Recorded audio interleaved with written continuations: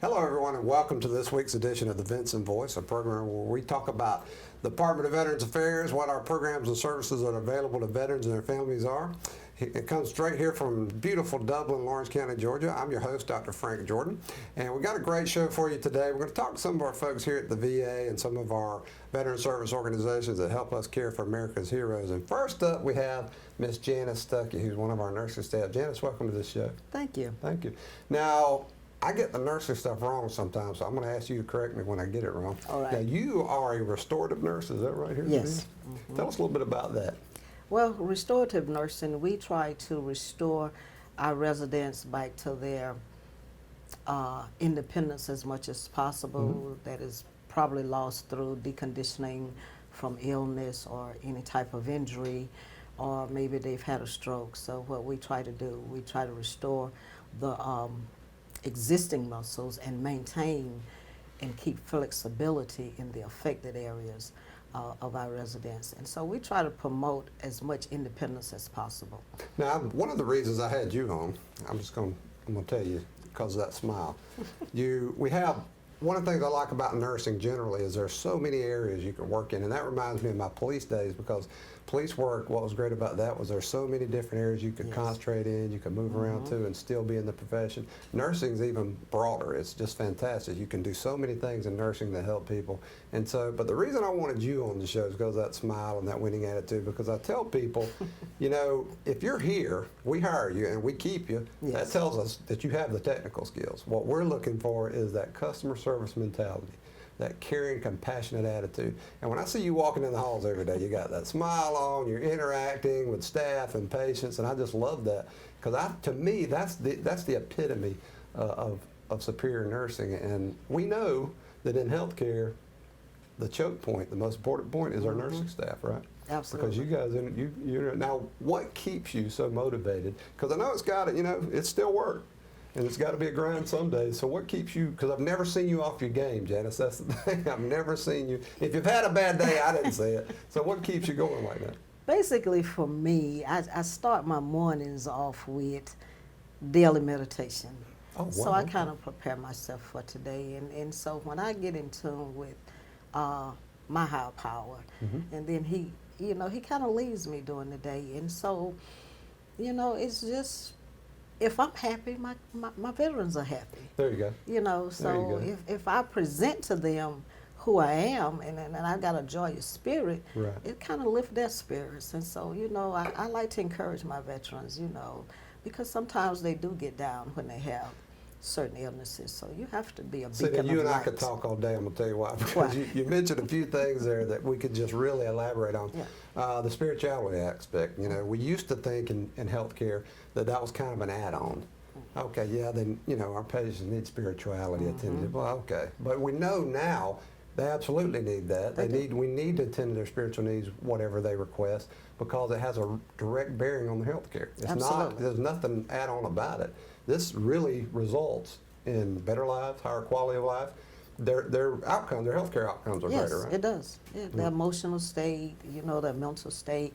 So it's just so rewarding for me to be a part of that. So, I love what I do. And know that you've had a direct outcome in their lives. I love what I do. Because you can look at it, you can see and I've seen it in action. I've seen veterans here that I was worried about, that I thought, I'm worried about Mr. X. I don't know what's going to happen to him here. And then I see somebody like you come along and work with him. Next thing I know, he's like 20 years younger. It's fantastic. Yes. And you said something else. My wife always harps on with me is, remember, your attitude is everything. It is. And she'll say, now, if you're having that bad day and you're not sure, it's weighing on you, if you have to, fake it till you make it, or fake it till you feel it. Get your attitude right, and you'll start feeling it, and everybody around you will. Is that kind of... Yeah. Because you had that effect on me, Janice. That's why I wanted...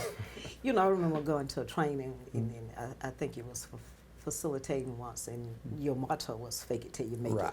And I'm like, you got to. And after a while, it becomes habit forming, and it just becomes a part of what you do every day. Right. So, for me, I've been stopped faking it. I've made it now. I used to what Janet's referring to, I teach customer service here, and we have a customer service academy for our staff, and I used to use that expression. My wife gave it to me, fake it till you make it. And I got a little pushback occasionally, well, should we be telling our staff to fake things? Well, the point was, and I used to explain it to the students, the point is you're going to have bad days. You're You not are. going to be on your game every You time. are. So what do? You either got to stay home so you don't come here and infect anybody with negativity, or you got to get your attitude right. And that's how you do it, because how you do we it. know for a fact if you start making yourself smile and be friendly, it's actually going to change your attitude, right? It does. It does. And it changed the attitudes of the veterans as well. Because with the veterans that I serve, that I mingle with on a daily basis, you know, they know me, and they just, I have a veteran always tell me, every morning you come in, you got to smile, Right. you know, and That's right. because I speak to them every morning, you know, and I get them started, you know, and that's what I'm supposed to do. You develop a relationship with them. And that's another Absolutely. thing we train in customer Absolutely. service. And I tell people, I mentor here with staff, and I tell them we have to have a relationship with our veterans, our coworkers. Those relationships are what sustain us over time, because those same veterans will come back for years. They will. You know, we might only see them once a year for a checkup, but usually we're going to see them more often. More often. And we need to get to know them, and that's kind of what you do. And not only them, not to cut you off, No, go Frank, ahead. but their families. You know, when you get to know the wives and the children and the siblings, you know, that's a great reward, you Oh, know. yeah. And so, you know, I just love it, you know, I really You're doing do. fantastic stuff. We're going to have a lot of nurses on, because Okay. our nursing contingent here, I think, is around 475 now, something in that area. It's the biggest component Very here. much, yes. And the reason for that is nursing is critical to our success. So we're going to have a lot of nurses on, but I wanted to get started off with you again, because you Thank you. set that customer service example, you and a few other great nurses here. And I wanted to encourage our folks that are interested in a VA career in nursing to understand that there's a lot to be done here, a lot of good stuff. It is. Now, you're in the nursing field, and you do great work with that, but you get involved in a lot of other stuff here at the medical center too. What are some of the other things because I see you around a lot. You're different programs. I know you're involved with some of our EO programs, which are critical. I'm a member of the EO committee. I'm a member of the Fall Prevention Committee. I actually serve on the new AES Customer Service Focus Group Committee that they've recently started up. I've been doing the all-employee survey for about the last 4 years. Wow, that's So I do quite a bit, and it's like just being so involved. much. I do. You I like do. being involved. It keeps me busy. I see you everywhere. And I learn a lot. Right. That's the main thing. I learn a lot. And so, you know, it's all about educating yourself and, Thank you. you know, and getting to know other people, mentoring with other people. And so that leads to other things, you know, in life. So, I love to hear Yeah. people talk about education as a force in our lives, because it is. I'm glad to hear you say that. yes. Janice, can't say enough about what you do here. Thank you. All the wonderful work you do. You keep smiling and I keep infecting people with that I smile, will. because I'm telling you, it has a real world effect on what happens here and the outcomes for our veterans. So thank you for what you do. Thank you. Thank you And for folks, having me. You're welcome. Glad, and we're going to have you back. Folks, thank you. We'll be right back with a little more of Vinson Voice. Folks, welcome back to the Vinson Voice. This next guest is dear to my heart because, as a lot of you know, I was a police officer for 21 years, 13 years at the Dublin Police Department. Loved that experience. And then I was chief of police here at the Carl Vinson VA Medical Center for several years. Retired a few years back. Loved the profession. Loved what we were doing here at the medical center. And gentleman here with us, Officer Gregg Moorman, was one of the guys that worked for me and with me, and loved having him around. So what I wanted to do is get one of our VA police officers in uniform up here to talk a little bit about what it's like to be a VA police officer. And Gregg, welcome to the show. Now, I know you're an Air Force veteran. Right. Thank you for your service. Appreciate that. And you also had some other interesting federal experience. So why don't you start off with that, and then tell us what it's like to be a police officer here at the Carl Vinson. Well, after I got out of the Air Force, before I came to work for the VA, I worked for the Federal Bureau of Prisons, maximum security, federal penitentiary, 7 years. Then coming here, it's like totally different. Totally different. Totally, everything totally different, but for most of the part, for the better. Right. But we found, I tell you, as chief of police, I found, ironically, a lot of chiefs were hiring people with a lot of traditional police experience. I found that some of my better officers were actually former corrections officers, because I knew if they'd lasted in that environment for very long, they'd gotten one thing to go that I needed desperately. That was interpersonal skills. That's right. They could talk It's to like people. the job itself, the environment's just different. It's you're really using your brain and your, like you say, your speaking skills, communication skills, and that's really more what being a VA police is about. Yeah. It's not just immediately trying to arrest somebody and take them to jail. I mean, that's not what we're here for. It's Well, not, it's customer service. That's what Right. we used to teach in police service. it's like a last resort. Customer service Right. applies everywhere, and if you can have the kind of customer service that you guys have in Right. police work, you can do it anywhere. Yeah, I agree. I'm telling myself a little bit. I got pulled over by a trooper day before yesterday. I was coming back from the coast, and I hadn't, I couldn't figure out what I'd done. I wasn't speeding, wasn't doing anything like that. I'm a good guy, but it turned out I had a headlight out. So he pulled me over and very polite and let me know, hey, Miss Jordan, you got a headlight out, that kind of thing. And so he was, now this is a trooper, and these are the tough guys, Right. And he had the best customer service I've seen in a long time. If I wish I could remember the trooper's name, Right. I'd mention it on the show. But Yeah, when you give somebody a ticket, even if you have to do is take them to jail, you can still be nice. yeah, that's what we used to train. And when I see you guys walking around, I see a lot of smiles, I see a Right. lot of friendly faces, I see you interacting. Because the goal here for our police is to get that veteran, especially, to the care That's right. that he or she needs, rather than to have to deal with the unpleasant stuff. Sometimes you have to. So you do everything here that another police department do, but you just kind of have a focus of getting that health care to the veterans, right? Yes, that's the first plan. Is to Mhm. get help. The taking to jail and all. That's the last resort usually. Yeah, absolutely. And Greg, how long have you been here now? I've been here almost 9 years. 9 November years, would be wow. 9 years. Seems like yesterday. Seems like yesterday. Yeah. Time flies. Came from the prison environment. Right and to this, and it's way better. You still loving it, I think. Yeah. You're another one. I was glad to have you on the show. Yeah. The previous segment, we had Miss Janice Stuckey on. And one of the reasons I want to get started with the nursing stuff with her, because she's got such a great smile and Right. she's so friendly. She And does. you're another one. I see you walking the halls, you're smiling, you're interacting with people. People know Gregg Moorman. That's right. They're cop on the beat. It's funny they talk about community policing and kind of getting the cops out there. But that's what you guys do here every day. I agree. That's just how you do it. If you could use the model we have here on the outside, Yeah. a lot of this stuff would not be happening. Yeah, and that's one of the things I noticed when I was police Right. chief. One of the things I liked about coming to VA police work was that it hit me, we need to, this is the kind of thing we need to spread across That's the right. country, because I agree. police officers, there are unpleasant tasks police officers are going to have to do. That's right. And our public needs to support them in Yeah. that.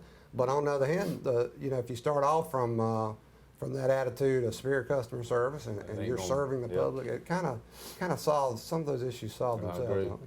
I agree. So, Greg, what is if you had to, I'm going to force you here, if you had to pick one thing about being a police officer in the VA environment, what do you like most about it, do you think?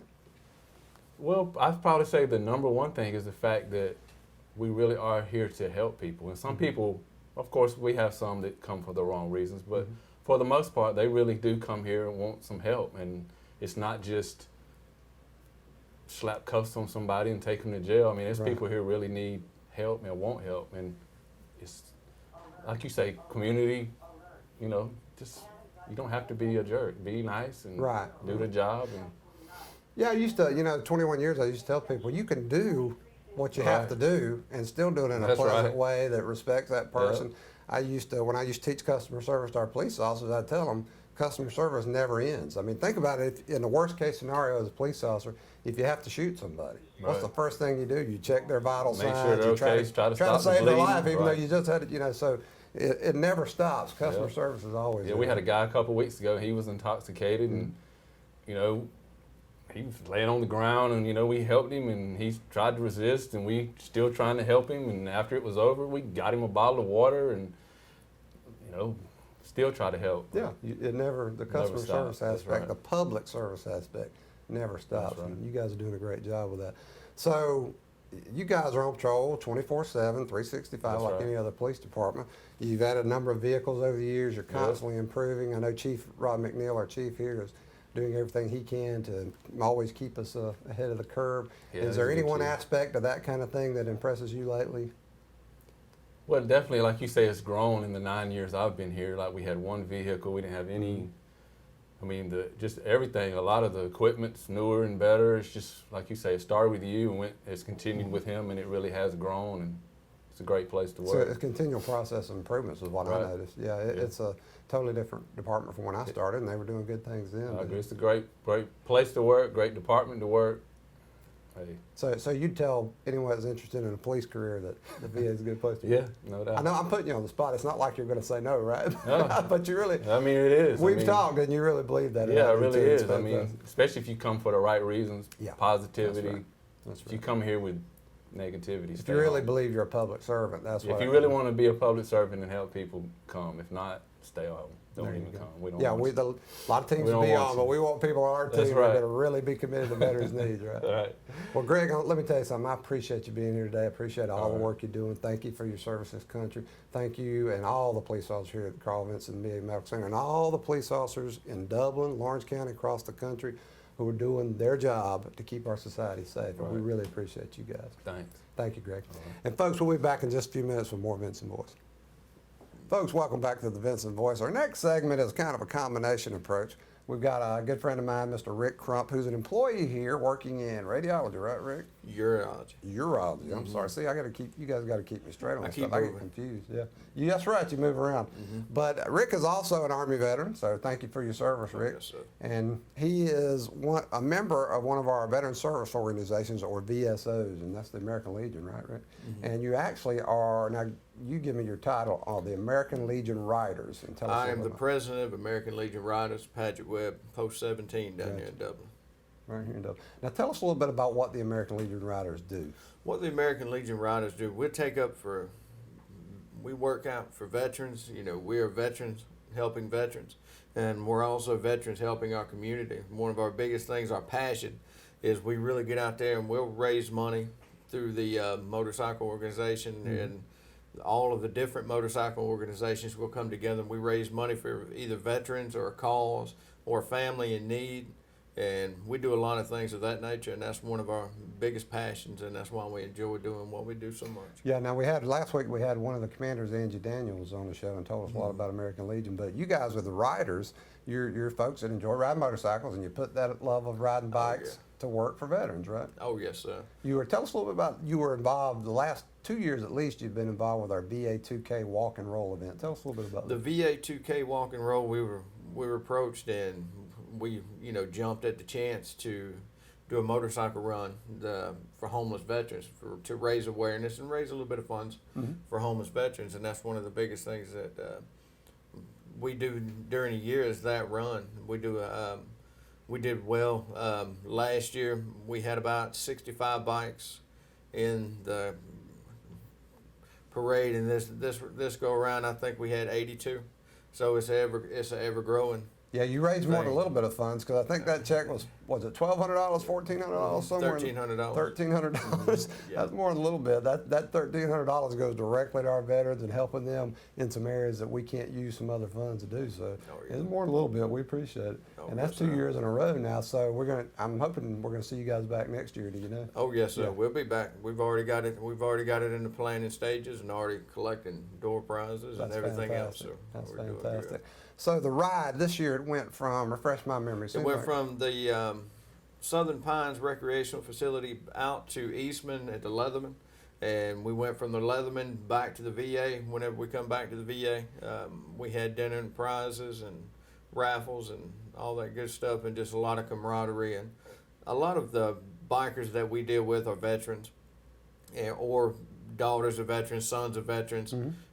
In some way, shape, or form, they're veteran related, and they're very passionate about what they do. And that's one of the biggest reasons that I just enjoy and love it. It's my passion to help veterans. You know, being a disabled veteran myself, I enjoy getting out there and really coming in and helping out as anything that I can possibly do. But to be surrounded by hundreds of like-minded people, Yeah. it just makes it so much easier. That And it energy just makes- kind of compounds. Huh? Yeah, and whenever I call it the motors in. Whenever you get the motorcycles and all the like-minded folks together, it just creates a Zen moment. Oh, and yeah. just a Zen activity, and That's right. and you're surrounded, and it's just nice. That's And- fantastic. Yeah, and now you don't have to be a member of the American Legion Riders to participate in that event, though, right? No, you do. Any rider can come. No, you don't. I mean, you just have to. But you don't even have to have a motorcycle at the end of the day. I mean, you could come in and volunteer and Right. and do all the things that we do. You know, we promote. We get a lot of our groups that are around town down here with Defenders, which is That's right. the That's a good police group. organization.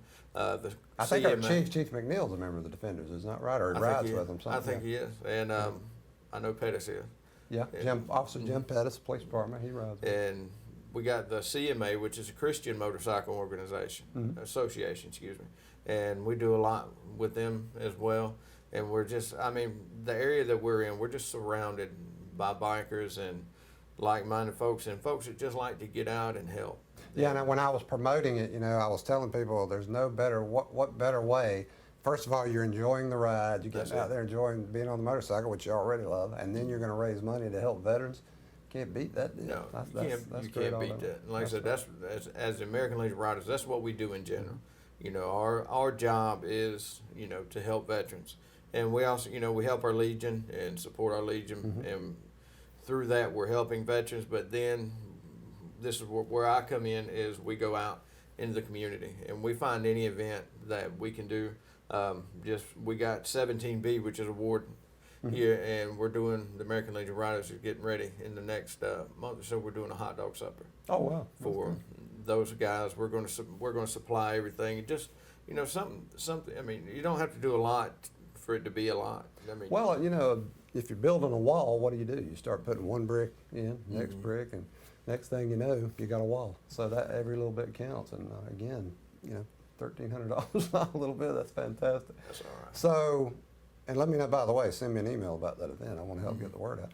But so with the American Legion Riders, what if someone wants to join? First of all, I assume if they want to be in the Riders, they have to be a member of the Legion itself. The Legion itself, well, the Legion, And then they can, or they have to be a member of one of the other four branches, that were the three, the American Legion, the Auxiliary, or the Sons of the American Legion. If you're a grandfather, aunt, or uncle, or so you don't have to be a veteran. You just right, you don't have to be a veteran, but you do have to be a member of the Legion in some aspect to be a member of the Riders. Right, I got you. So is there a number if they want to? I know Commander Daniels gave her contact info last week, so that was great. But is there a number we can use that people can get in touch with you if they want to join the Legion or see about? They learn more can. about They can call. They can call me directly. It's my cell phone number. I do all of the membership and everything of that nature. It's area code 229-406-2627. Okay. And you'll be able to call me, and I'll be able to get you squared up as far as getting in, and I'm always welcoming riders. Right, into absolutely. the We fold got to there. grow that American Legion. I got selfish reasons because you guys do so much for the VA and our veterans. I want to see it grow, so That's it. so I'm going to promote it. Rick, thank you for number one for your service to our country, and thank you for everything you're doing here at the VA and with your American Legion Riders. Oh man, It's good I stuff. enjoy doing it. And we will have you back. All right. Folks, just a few minutes, we'll have a little more Vinson Voice.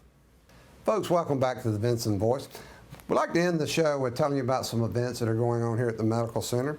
The next thing we have is the National Senior Games Association Bowling Clinic at the Shamrock Bowling Center here in Dublin, August 3rd, 9:30 in the morning to 11:30 a.m.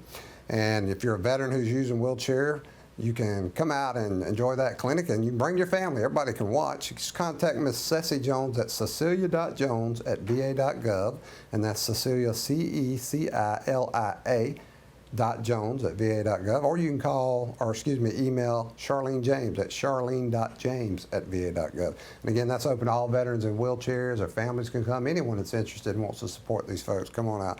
Again, August 3rd, 9:30 to 11:30 a.m. at the Shamrock Bowling Center. And also our Tifton VA Clinic grand opening is going to be August 31st at 1:30 p.m. in Tifton. Now, we've been looking forward to this for a while, and we know our veterans and veteran supporters in the Tifton area are really looking forward to it. So we hope everybody will join us for that, and we'll have more information before that actually happens. We want you to take tours. If you want to see what's going on at your local VA here at the Carl Vinson VA Medical Center, give me a call at 478-274-5440 or shoot me an email at frank.jordan@va.gov, and that's Jordan, Jordan. We want you to come in here and see what the VA is doing for America's heroes. Anytime you can come as an individual or a group, and with the groups, we really encourage you to bring the young people. Kids of all ages. We want them to know what's happening with veterans. We want to transmit generationally that sense of patriotism in this country that has sustained our nation for 250 years. So don't be shy. Come on in and take a tour. And finally, get on our social media. That's our Facebook page, our internet site, our Twitter feed. We put a lot of great information out there about events, history pieces, services, and programs that are available. And the more you share what you see, the more veterans and their families we reach. So that's Dublin VA Medical Center for our Facebook or internet. It'll pop right up. And our Twitter handle is @VA Dublin. So get on there and share what you see. And folks, we hope you're going to stay with us every week for the Vinson Voice. Until next week, I'm Dr. Frank Jordan, your host, and we'll see you then.